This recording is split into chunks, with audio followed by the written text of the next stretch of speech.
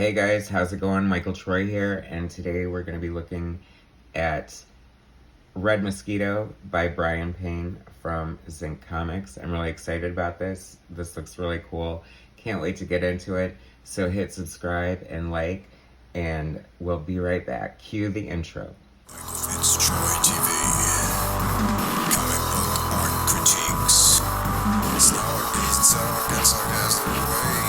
Representing geeky gaze. Aliens, comics, rule the day.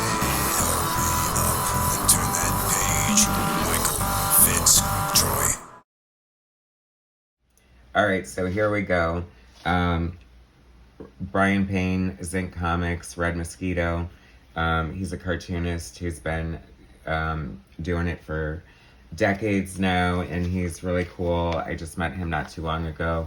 I actually am collaborating with him on something coming up. It's been one of the most satisfying artistic experiences in my career, so that was fun, and he sent me a couple of his books, and I can't wait to share them with you.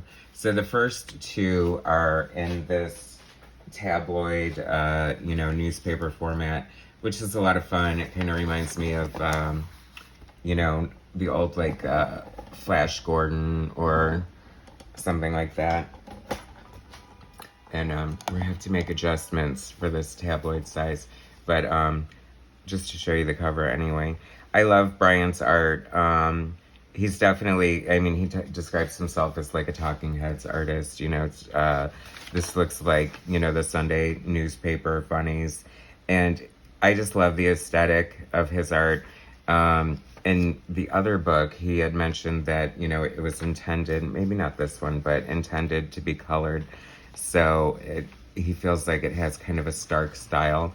But I think Happy Accident, I think it's amazing. I love his art, and I think that it stands just well in black and white as it would in color.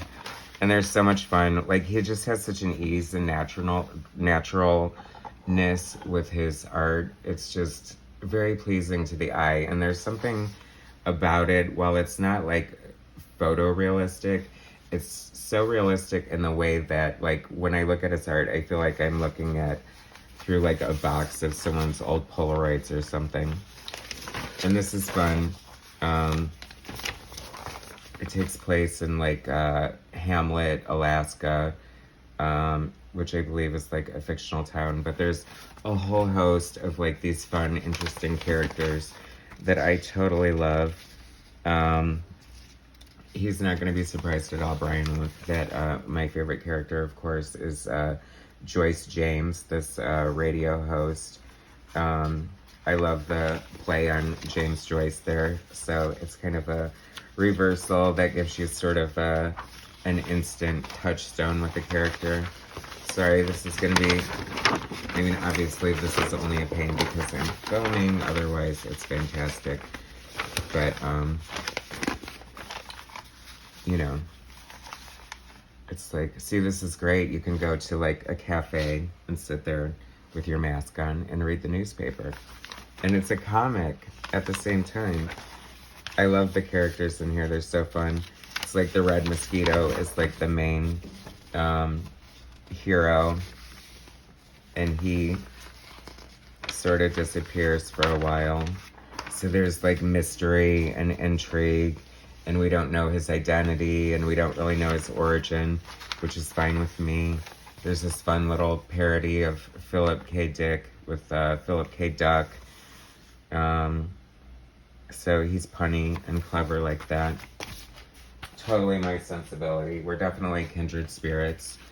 But I just love this kind of, it's so nice to get something different and refreshing than like the usual superhero fare, because so much thought and like inspiration went into this, like tying in different events and mythos, and just I would imagine a ton of actual from his own life, slice of life stuff.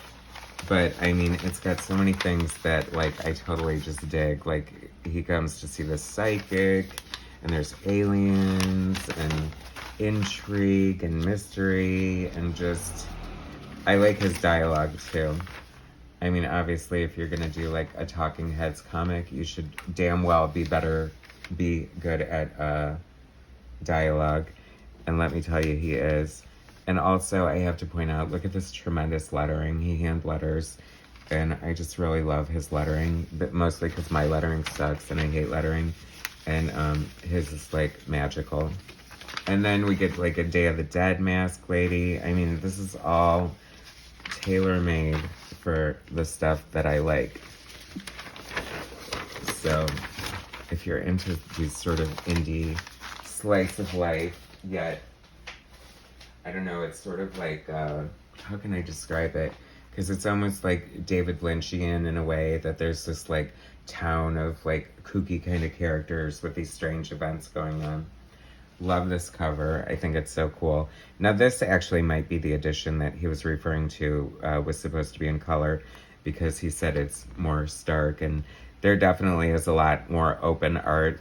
But see what I mean about like the natural quality to his work? There's just like such an ease to it. It's almost like looking at storyboards for a movie. They're just, you know, it's just very, there's a great flow to it. It's sideways because he loves Image Comics, and they were all sideways in the 90s. I'm just kidding, that's not why, but it's because he does this comic strip format, which I really like. I think that it inspired me to kind of want to try out this format, just because, I don't know, it just reads really well. It just flows across the page really nicely. I mean, the way he captures, even though the faces are, in a sense, like, I don't know,